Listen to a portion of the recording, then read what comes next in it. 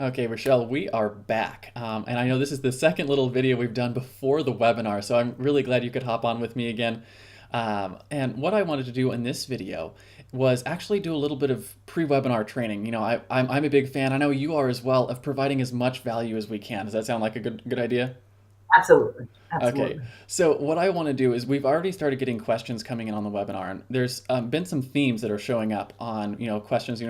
Like why why should I get into joint ventures, or maybe my business isn't ready for joint ventures. What do you think the biggest concern people have with why they are avoiding joint ventures or not even looking into it as a thing? What do you think that concern is?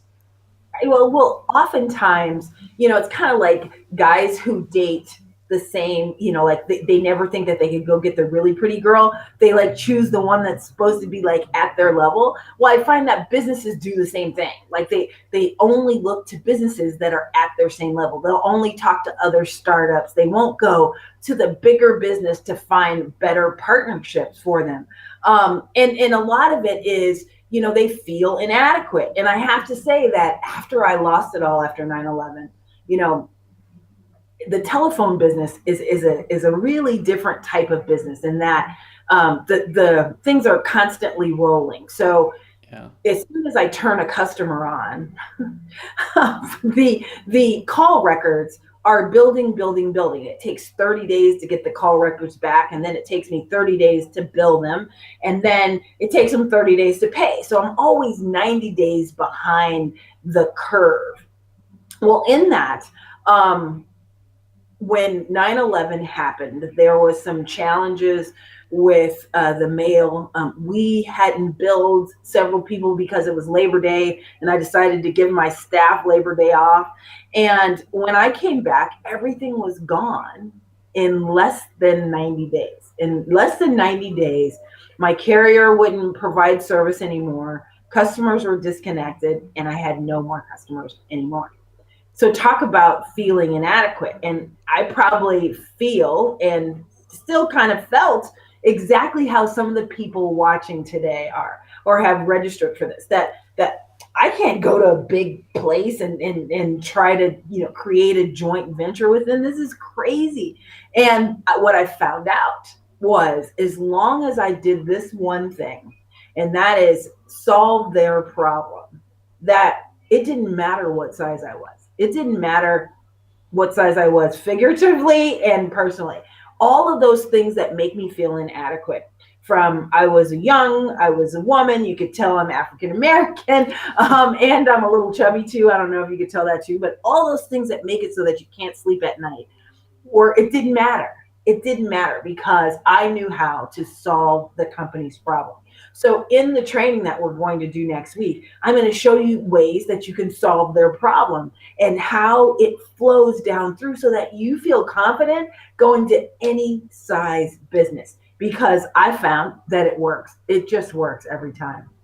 So it's really interesting. There was a lot of meat there in your story, but hopefully for people to actually like pick up on, and I want to make sure that everyone picks up on the things that you talked about.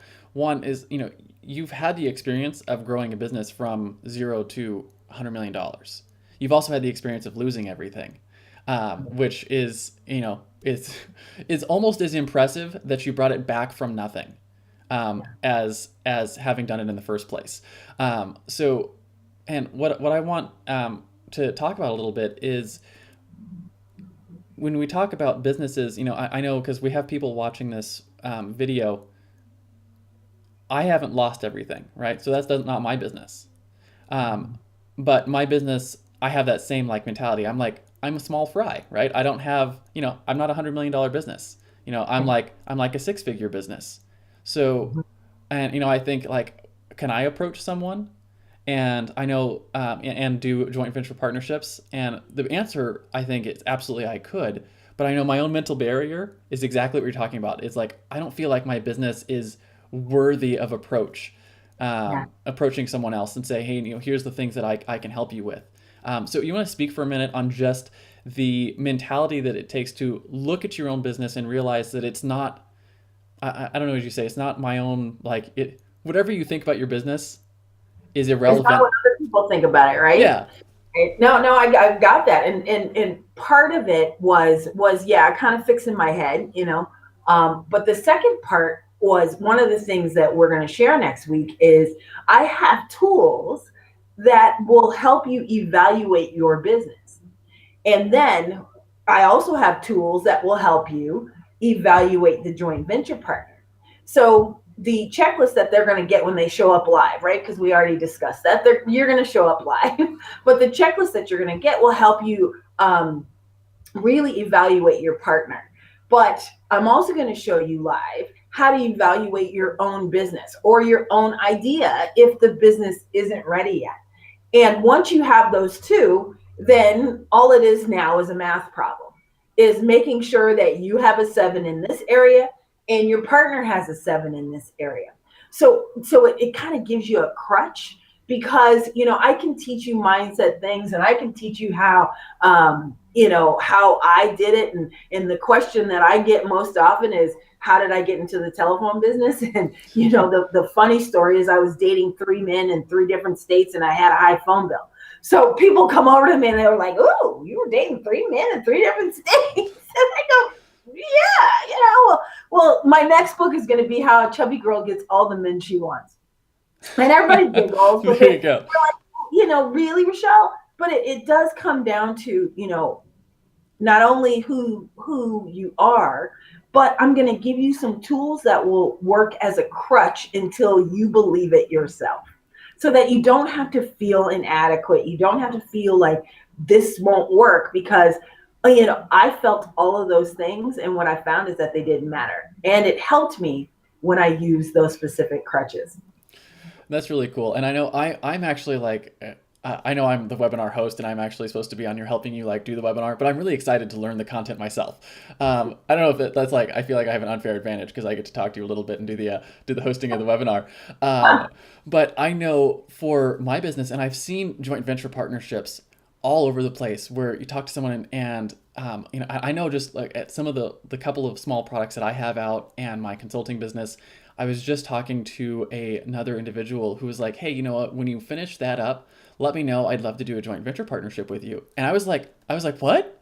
That'd be crazy." And he's like, and he was like, "Yeah, we could probably easily do, you know, 6 figures in sales." And I was like, "Well, you know, that's because he's got a relationship with his list. He's got customers, right? And those customers, he's like, if I, you know, tell them that your product is good, a big percentage of them will buy it."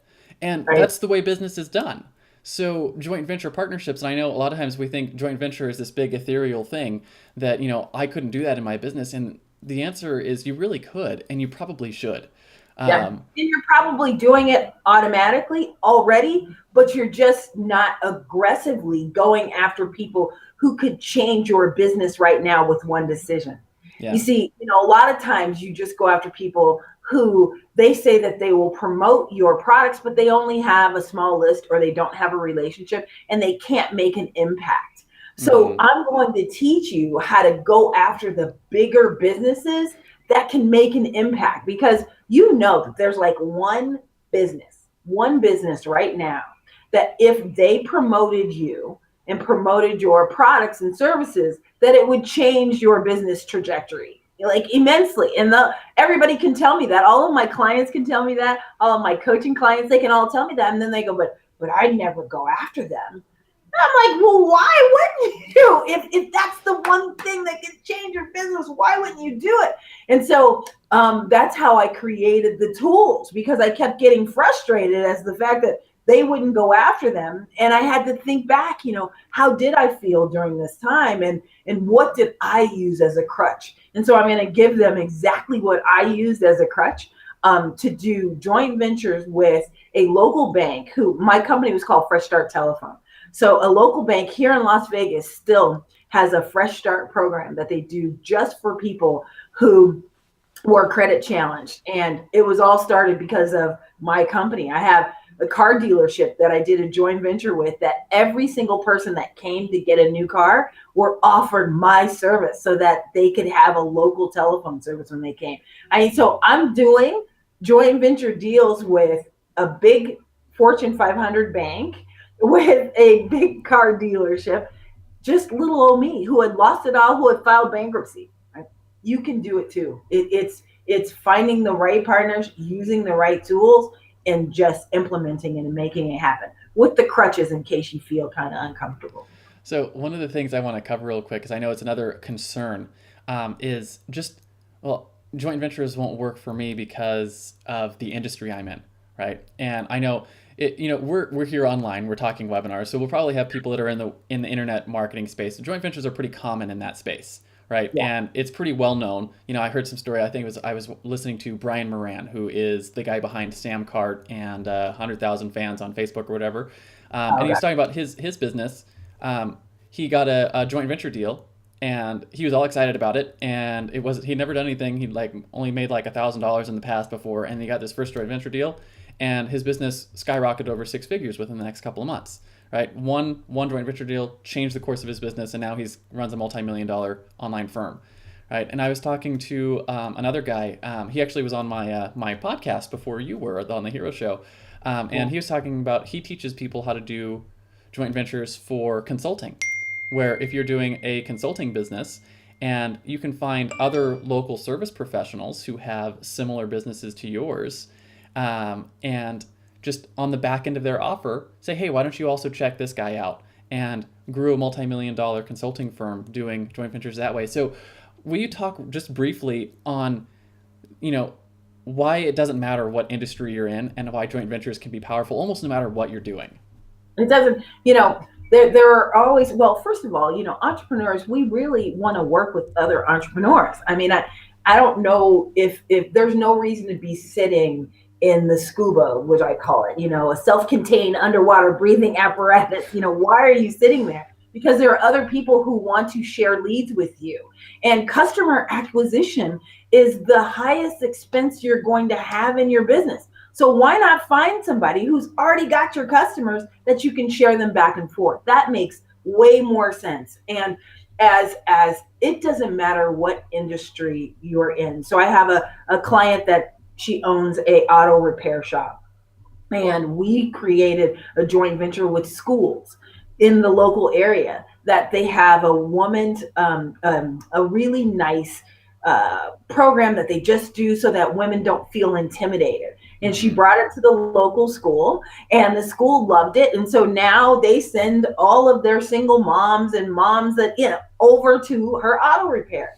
Then she That's went cool. into going to other, just the gym. I mean, just simple stuff that you go, oh my gosh, that works. I have a caterer that she created the wedding mafia. Right? And so what they do is anytime there's a wedding, the caterer, the photographer, and the event spot all work together so that the three of them share leads. So what she does is that if they call her for catering, she gives each bride a coupon to the photographer. So now you go to the photographer and they go, hey, you know what? I got $100 off of my wedding if you do it. So they're sharing it all the time so that they don't have to be the only one out there.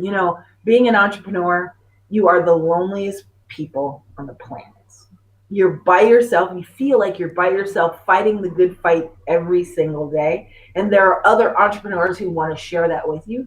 So knowing that and having the tools that we're going to share with you next week or whenever you get to watch this, in case you just registered today and you're late on the train. But when you see the tools and how it all makes sense, you'll go, oh, how come I haven't thought of that? Because it really is simple when you put it together and make it work right. Awesome. So just quick recap before we hop off this video. Doesn't matter where your business is, right? No. It could be not even like, it could still be an idea in your head, and a joint Yeah, venture can help you get it off the ground. You could absolutely. be, a big firm who's, already got revenue, and you just want to get it past your next big hurdle, whether that's at, $1 million, $10 million, $100 million, joint ventures can take you there. Yes. And if you've lost everything and you drove it into the ground, you can get it all back using joint ventures. That was me. Yes, if you lost everything and you just want to figure out a way to rebuild your life, this is And the number one fastest way to do it. And the second part there is it doesn't matter what industry your business is in either. So, Nope. online information space, offline professional services, I was just did a video training for my my students the other day saying there's only like three types of business. You have physical product businesses, and you have information product businesses, which, and then you have service based businesses. So if you're in any of those categories, that covers everything. Joint ventures will work. Right. Right. Awesome. Okay, so last little bit here for anyone who's watching this video. Again, thank you, Richelle, for hopping on with us.